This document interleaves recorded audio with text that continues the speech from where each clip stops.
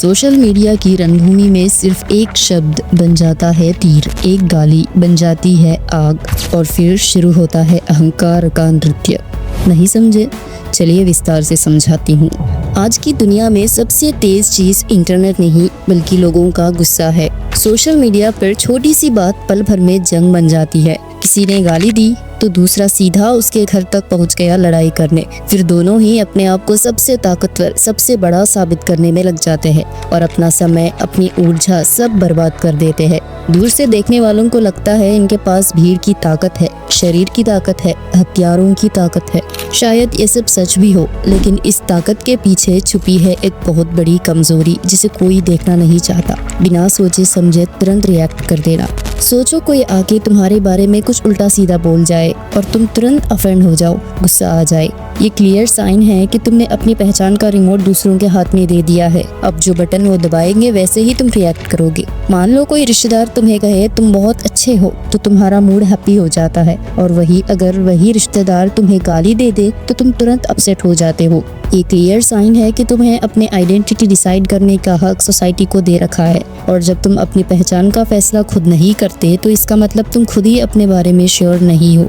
इसी वजह से तुम सोसाइटी के पीछे पीछे चलते हो, सिर्फ इसलिए ताकि लोग तुम्हें अच्छा समझे, तुम्हारी तारीफ करे। लेकिन सोच के देखो कितना बेचारा होगा वो इंसान जो अपनी मर्जी से किसी का गुलाम बन गया, और जब गुलाम होने के बावजूद उससे थोड़ी सी गलती हो गई तो उसने इंसल्ट भी खाई, और फिर उसी इंसल्ट को मिटाने के लिए और भी ज्यादा झुक के गुलामी करता है, बस इसी उम्मीद में कि एक दिन लोग क्लैप्स बजाएंगे। जब कोई ट्रूली पावरफुल इंसान को इंसल्ट करता है तो वो चिल्लाता या लड़ता नहीं, वो तुरंत रिएक्ट नहीं करता, बस चुप रहता है, क्योंकि उसे पता होता है कि सामने वाला बस हवा में बातें कर रहा है।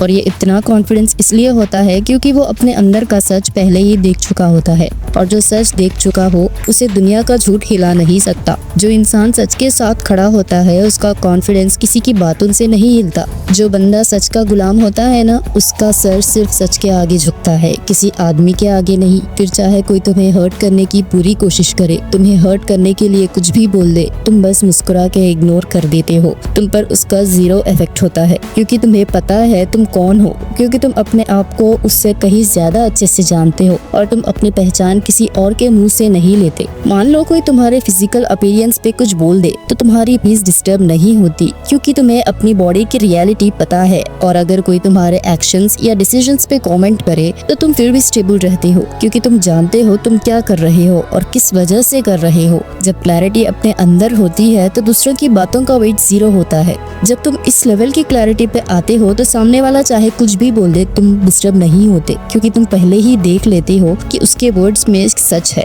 या सिर्फ छुपने वाली नीयत। और जब तुम्हारा फोकस सिर्फ सच पे होता है, लोगों के ओपिनियंस या जजमेंट्स पे नहीं, तब तुम्हारी एनर्जी रिएक्शन में वेस्ट नहीं होती, तुम बस कॉन्शियस रिस्पॉन्स देते हो। शिशुपाल बार बार भगवान कृष्ण जी को गाली देता रहा, पर कृष्णा जी बिल्कुल शांत थे, क्योंकि उन्होंने ना इंसल्ट से मतलब था ना शिशुपाल से।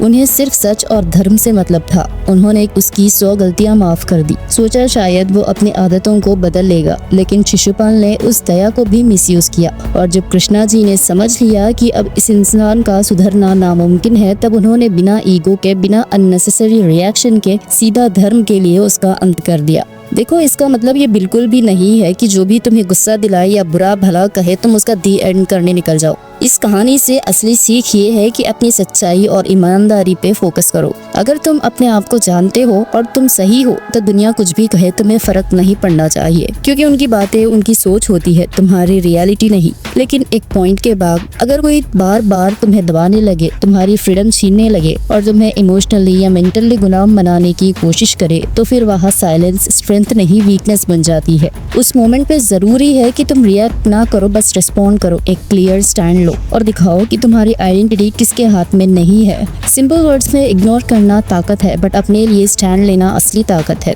जब कोई बॉक्सिंग सीखने जाता है तो कोच उसे एक सिंपल चीज सिखाता है, you are not here to become street fighter, you are here to become unshakeable.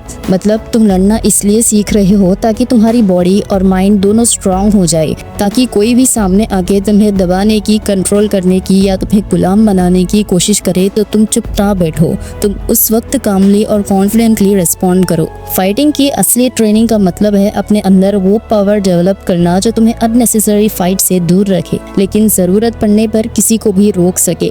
एक लाइन में बोलूँ तो जो फाइट सीखता है वो फाइट करने के लिए नहीं बल्कि अपनी आज़ादी और सेल्फ रेस्पेक्ट को बचाने के लिए सीखता है। मूवीज में तुमने देखा होगा हीरो या विलन को बस किसी ने उल्टा जवाब दे दिया तो उसने सीधा गोली चला दी। ये कोई बहादुरी नहीं है, ये सिर्फ फ्रस्ट्रेशन और कमजोरी की निशानी है। रियल पावर ये है कि तुम अपने इमोशंस के गुलाम ना बनो। स्ट्रॉन्ग इंसान वही है जो सिचुएशन को समझकर सही जगह पर सही रेस्पॉन्स देता है। वो हर छोटी बात पर एक्सप्लोर नहीं करता। छापरी लोगों का प्रॉब्लम यही है, वो हर चीज पे रिएक्ट कर देते हैं। कब कैसे फट पड़ेंगे खुद उन्हें भी पता नहीं होता। उनकी एनर्जी गुस्से में वेस्ट होती रहती है और लाइफ में प्रोग्रेस एकदम जीरो। इसलिए अपनी एनर्जी बचाओ, अपनी ताकत को सही जगह इन्वेस्ट करो। रिएक्शन तुम्हारी कमजोरी दिखाता है और रेस्पॉन्स तुम्हारी मैच्योरिटी। लाइफ में हमेशा याद रखना, रिएक्ट करना इजी है लेकिन हर किसी के बस की बात नहीं है सही जगह पर रिस्पॉन्स देना। जब तुम अपने इमोशंस के मालिक बन जाते हो तब दुनिया समझ जाती है कि तुम्हें प्रोवोक करना इम्पॉसिबल है, और वही इंसान असली स्ट्रॉन्ग है